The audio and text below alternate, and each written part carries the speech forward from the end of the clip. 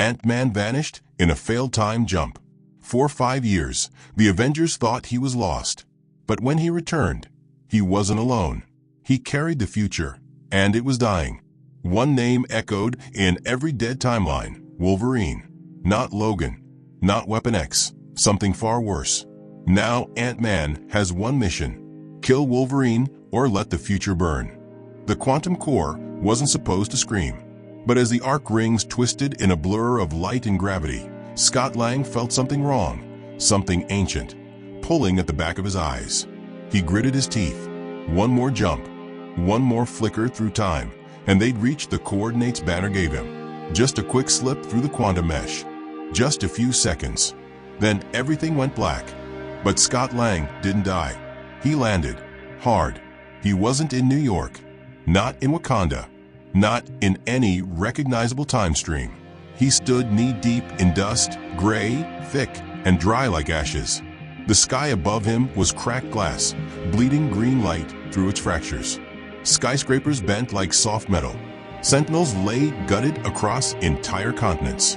And in the distance, stretching across a dead sea, the bones of celestial titans pierced the clouds like grave markers.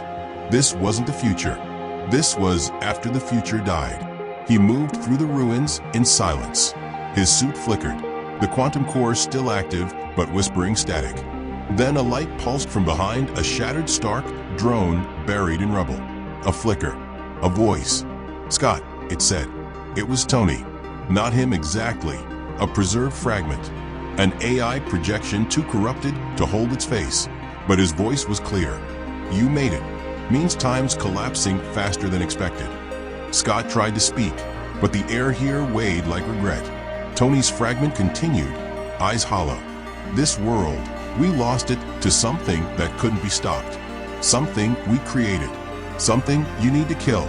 A flash across the skyline. A silhouette, tall, muscular, dragging something metal behind him. A single claw scraped across concrete, leaving red sparks. "He looks like Logan," Scott whispered. Tony's voice dropped. "He is. But not the one you knew. He's what's left after all the wars. After all the deaths." Scott narrowed his eyes. What happened to him? The healing didn't stop. But his mind, it did. Rage calcified. Pain looped. And the world died screaming. Scott stepped closer.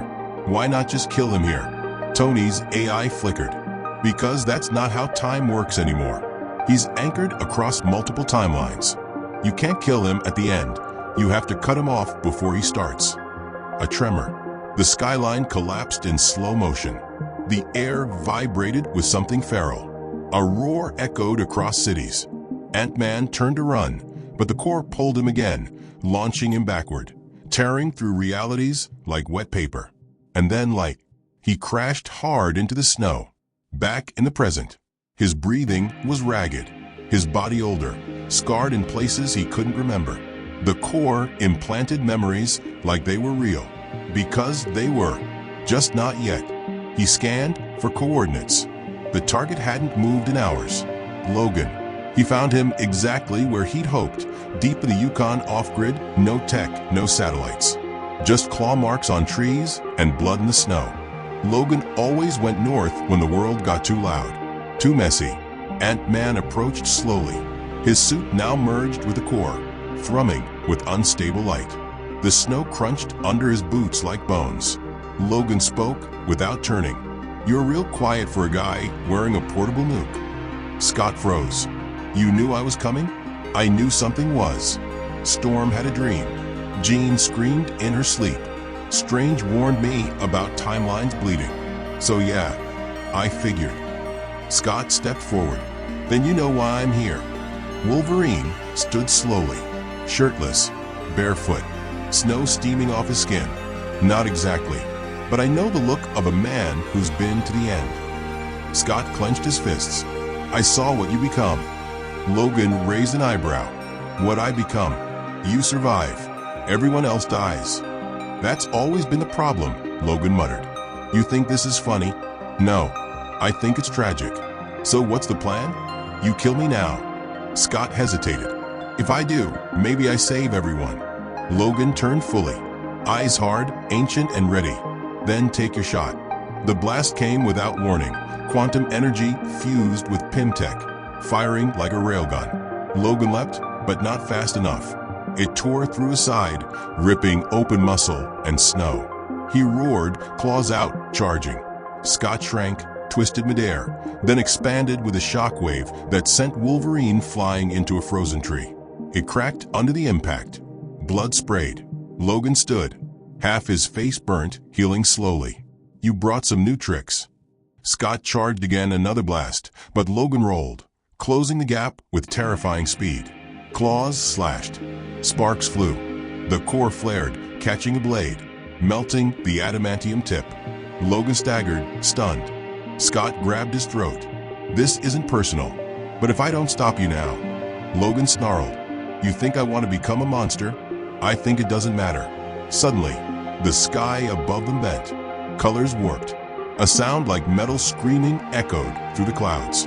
The quantum core pulsed violently, overloading. Both men froze as time cracked open above them. Vision spilled out.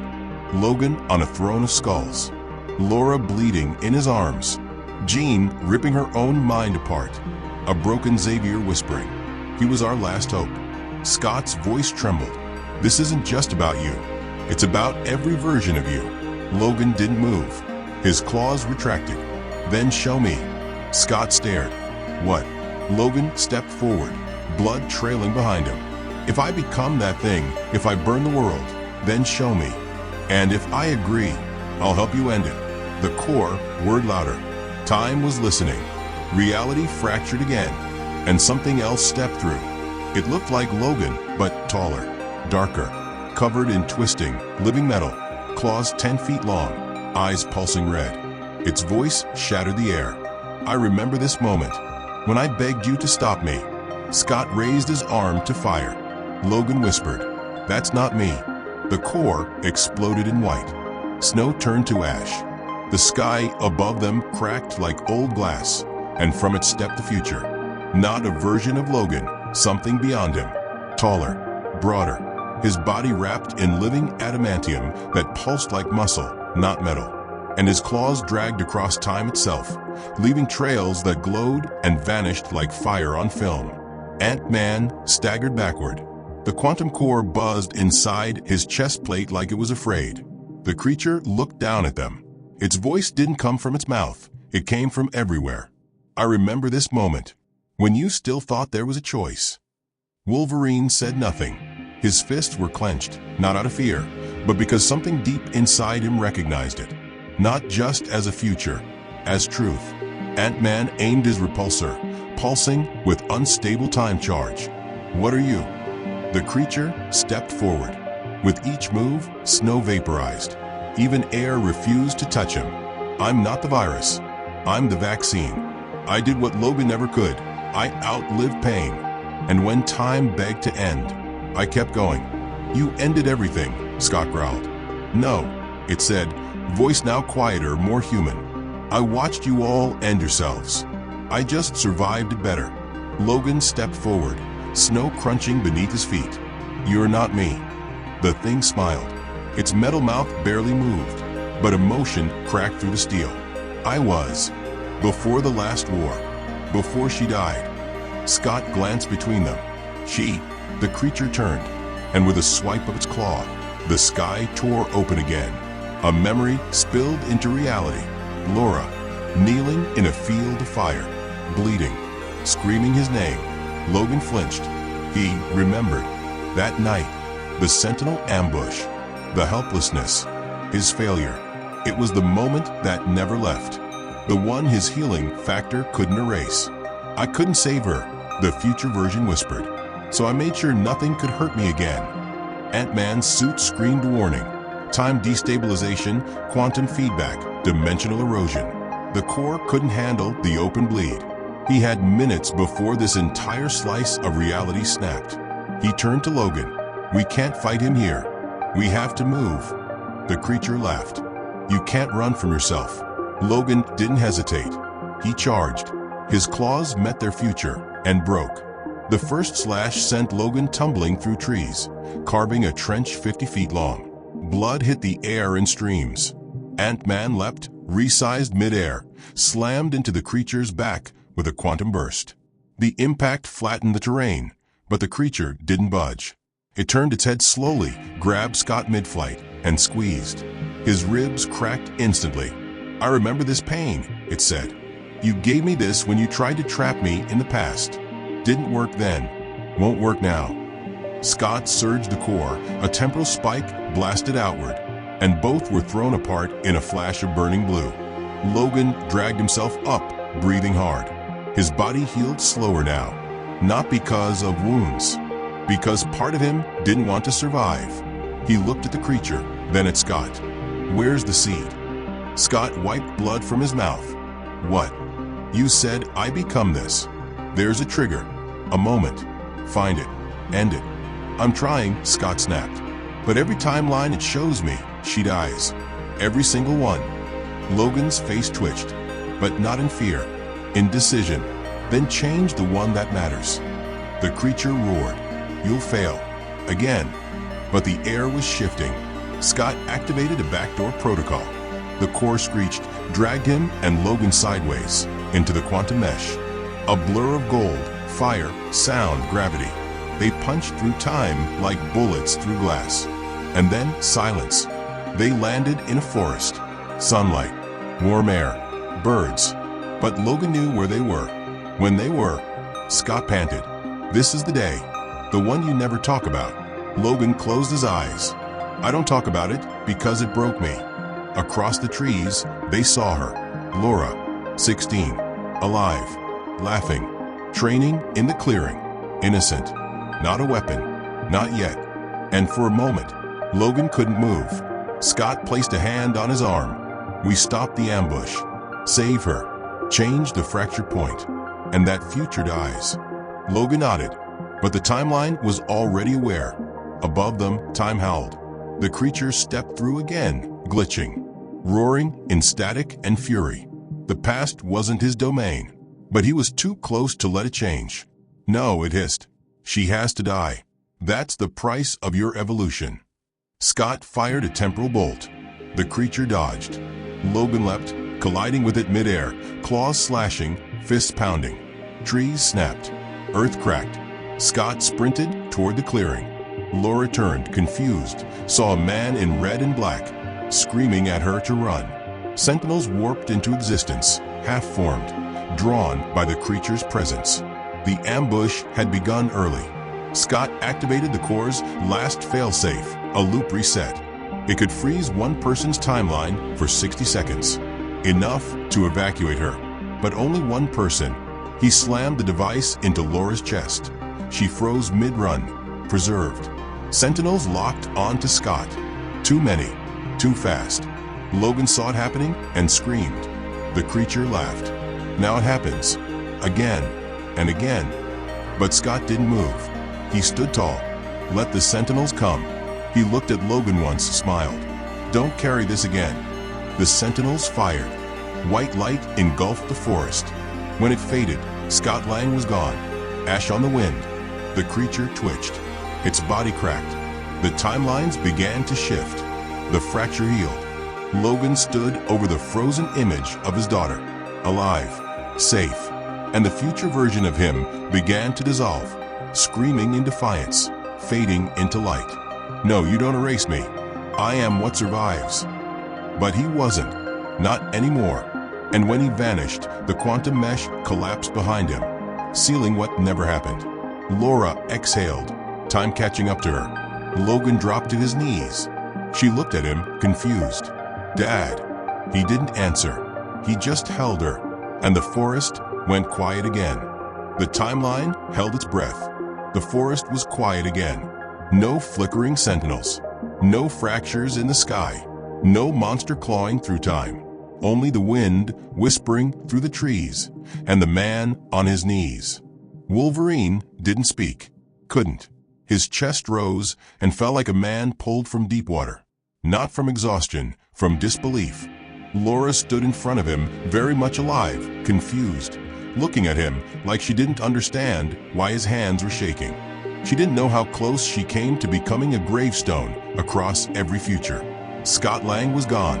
Not just dead, erased. Time had consumed him like smoke. There would be no body, no legacy, no statue in Avengers Tower. Just the faint echo of someone who saved the future by choosing to vanish from it. Logan didn't cry, but something in him cracked. He placed his palm over Laura's chest where the temporal device had been embedded. Still warm, still glowing faintly. She tilted her head. "Did I miss something?" He swallowed. "No, kid. You missed everything." He pulled her into a hug, tighter than he ever had before. She felt real. Not a vision, not a regret. Her heartbeat was solid, present. A moment later, the sky shimmered again, but this time not with threat. Doctor Strange stepped through the crack in space like it was a curtain, the eye of Agamotto hanging heavy around his neck, eyes narrowed. So, it worked. Wolverine stood, slowly. "Didn't ask for your help." "I didn't offer it," Strange replied. "I came to confirm." "To confirm what?" "That Scott Lang really erased a fixed future. That time actually bent.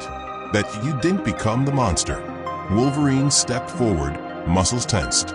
"You could have stopped it yourself." Strange tilted his head. "Could I have?" Time chose him. He paid the price. Logan's claws twitched once, then retracted.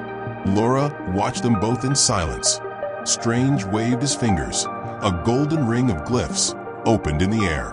Through it, Logan saw flickers of timelines where the creature, the future version of himself, still tried to re-emerge. Failing, fading, unstable, echoes with no anchor. But that future didn't disappear, Strange said coldly. "It's bleeding, and it's angry." Logan narrowed his eyes. "What do you mean?" "Time doesn't forget monsters. It remembers them, even if only as scars." Suddenly, the glyphs in the portal turned black. The image shifted. A familiar roar thundered through it. Half human, half timeline. The creature was trying to resurrect itself by anchoring to something new. Logan growled. "It's coming back." Strange nodded grimly. "It's looking for an alternate host. Someone close enough to your pain. Someone with a mind fractured enough to carry it." They both turned. Laura stepped back. "No," Logan whispered. But the glyph pulsed red, and her face flickered for just a second. Not visibly, temporally. A glitch, so subtle it could have been a blink. "She was the seed in every timeline," Strange said. "If time can't use you, it'll use her." Logan stepped forward. "How do we stop it?" Strange didn't blink. "You don't. You said we bent time." "You bent it," Strange corrected. "Not broke it. It wants to break. It needs a host. And she's the closest match." Laura looked at them both. "Are you saying I'm going to become that?" "No," Logan snapped. "Not if I breathe." But Strange was silent. A ripple tore across the clearing. The trees bent. The wind howled backward. And time opened again. This time, not to the monster, to the machine. From the rift stepped a towering biomech, smooth silver, fused with ancient tech and raw quantum matter. Its body flickered with strands of future energy, and in the center of its chest was Scott Lang's helmet. Warped, embedded, used. Logan's stomach dropped. "Scott." But no voice answered, only a deep layered rumble, a distorted combination of languages, like time trying to speak. The mech raised its hand, and from its palm projected an image. Scott mid-transformation, screaming as time reformed him into a weapon. The quantum core didn't just kill him, it evolved him, or what was left. Laura stepped forward, fists clenched. "That's not him." Logan blocked her. "It's wearing him." Strange summoned a shield. The infection survived by embedding itself in the last time traveler. The final paradox. It wore you. Now it wears him. The mech lunged. Strange through a wall of glyphs, shattered on impact. Logan and Laura split, claws and blades ready. The ground exploded with force. Logan leapt high, slashing down across the mech's shoulder. Sparks flew, but the metal healed instantly, like molten chrome reversing damage. Laura slid beneath it, slicing across the legs, but even her adamantium couldn't bite deep. The mech turned, and from its back, for claws erupted. Not Logan's, not hers, Scott's. Giant, angular, glowing red, curved like scythes, made of pure timeline distortion. Logan gasped. It's not just wearing him. It rewrote him. The mech's mouth opened, and in Scott's broken voice, "You brought me back. Now let me finish the job." Laura screamed, "You're not him." It moved like lightning, snatching her midair, slamming her into the dirt. Before Logan could react, a blade of pure time tore across his side. Not physical. It sliced memory. He staggered, forgetting where he was for a second. Strange pulled him into a vortex of safety. "Time is collapsing around us," he warned. "You need to destroy the core, whatever's left of it." Logan coughed blood. "It's inside him. Inside Scott. Then kill him." "I can't." Strange's eyes burned. "Then she dies." Logan's claws extended, shaking. He looked at the mech, Scott's eyes flickering somewhere behind the machine's rage.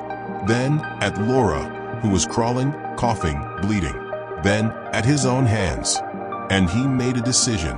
He leapt into the vortex, straight at the mech, roaring like an animal older than war. "Scott." The mech turned, claws raised. Logan didn't stop. He plunged his own adamantium hand straight into the reactor core. The blast lit the sky, white, silent, and then darkness. The explosion didn't roar. It folded. Reality bent inward, colors reversed, and for one impossible second, time stopped breathing. When the white faded, there was only dust, glowing, floating like stardust across the battlefield. Dr. Strange stood alone, cloak flapping in the ruptured wind, scanning the crater. No mech, no future, no Wolverine. Then something moved, crawling, gasping. It was Logan. His body was torn open down the side, half his face burnt raw, adamantium claws twisted like melted steel. But his heart was still beating. Strange dropped beside him, scanning his vitals with a glyph. "You shouldn't be alive." Logan's voice was dry gravel. "Story of my life." Strange looked deeper, past muscle, past marrow, into time itself. "Your timeline is broken. Your tether is gone." "Good. That's not good." Logan reached up, grabbed Strange's robe. "I tore the core out. I held it." "You held the quantum core inside a temporal echo." Logan coughed. "What was left to Scott? He didn't fight it. He let me do it." Strange went still. He wanted it to end. Laura emerged through the smoke. Her face was cut, bleeding from the head, limping, but alive. She dropped to her knees beside them. "You saved me." Again. Logan didn't answer. His hand slipped away from Strange's robe. Laura grabbed it, holding tight. "Don't you dare." But he wasn't dying. He was changing. Strange stepped back. His eyes widened. Something's wrong. Logan's veins glowed faintly. His pulse stuttered, not weak, but wrong. Scott's sacrifice didn't destroy the infection, Strange whispered. It redirected it. Logan gasped. Inside his chest, a second heartbeat started. Laura recoiled. "What is that?" Strange's voice dropped. "It's the last piece of the core." Logan's body had healed too fast. The explosion had burned reality, but his healing factor absorbed the blast, fused with the raw timeline energy. The paradox had passed into him. He sat up slowly, not in pain, in silence. "I feel everything," he said. "Every death, every alternate future, every version of her dying, every scream, every timeline where he failed. It was all in him now." Laura stepped back, terrified. "Dad?" His claws extended without thought. They glowed faintly at the tips. Not red, not silver, time-colored. Strange raised a hand. "You're becoming something else." Logan looked at his own reflection in a shard of metal. His eyes, they were still his. But behind them, history swirled. "I remember the timelines that haven't happened yet."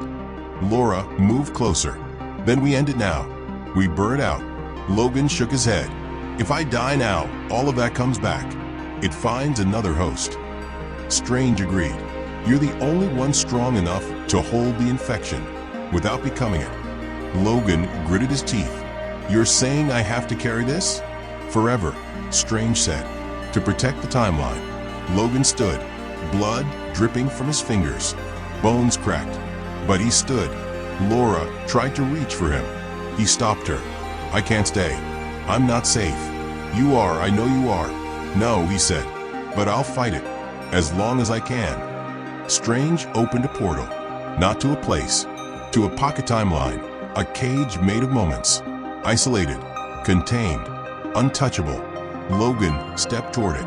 Laura grabbed his hand. He squeezed it once. "You're the best thing I ever did." Then he walked into exile. The portal sealed behind him, and the world began to heal. But somewhere across the edge of time, a new name was whispered, the Carrier, and it wore Logan's face. The timeline quieted. Wars that never happened faded like dreams. Ghosts of broken futures evaporated from the wind. For the first time in what felt like centuries across fractured histories, the earth was still. Doctor Strange stood in the sanctum, eyes closed, hands folded. He was watching a prison no one else could see. A timeline within a timeline. A place without past or future. A space built to contain the man who once shattered destiny. Wolverine, now known to the few who remembered as the Carrier, walked through endless white. He didn't age, didn't sleep. He relived 1,000 lives again and again. Each time, he stopped the infection before it started. Each time, he rewrote the failure. He carried the infection like a caged beast inside his soul. And every day, it whispered, "She's dead in one world. She's dying in the next. Let go, let go." He never did, not once, until one day, he felt something different. A ripple, a knock. The walls of the pocket timeline bent, and through them stepped a figure wrapped in red, black, and white. It was Laura, older, stronger, eyes burning with certainty. He blinked. "You shouldn't be here." She smiled softly. "I'm not really. This is a projection. Borrowed magic, borrowed time." He stepped forward slowly, afraid it was another trick, another test from the infection. But when she hugged him, the beast inside went silent. Just for a moment. "I'm okay, Dad," she whispered. "You saved me. You saved all of us." He breathed in her scent. It was real. Hope for once had weight. She pulled back and placed something in his hand. A ring, golden, engraved with strange glyphs. "When you're ready," she said, "this will bring you home." He stared at it. "I can't. Not yet." "I know. But now you don't have to wonder if it was worth it." She faded gently, like a star blinking out. Logan stood alone again, but he wasn't hollow anymore. In the sanctum, Strange opened his eyes. Laura stood behind him. Did it work? Strange nodded. He knows. And knowing is how he keeps winning. Laura looked out the window. The world had moved on. Mutants lived freely. Avengers rebuilt what was left. The timelines had stitched themselves into something resembling peace. But every now and then, when someone with power twisted time the wrong way, when a paradox began to form in secret, when reality cracked in silence, it wouldn't be the Time Variance Authority that answered, or the Avengers, or the X-Men. It would be a shadow walking between timelines, a claw that cuts across destinies, a growl echoing through history, the one who chose to carry every future that had to be buried. Logan, the Carrier, still fighting, still there. End.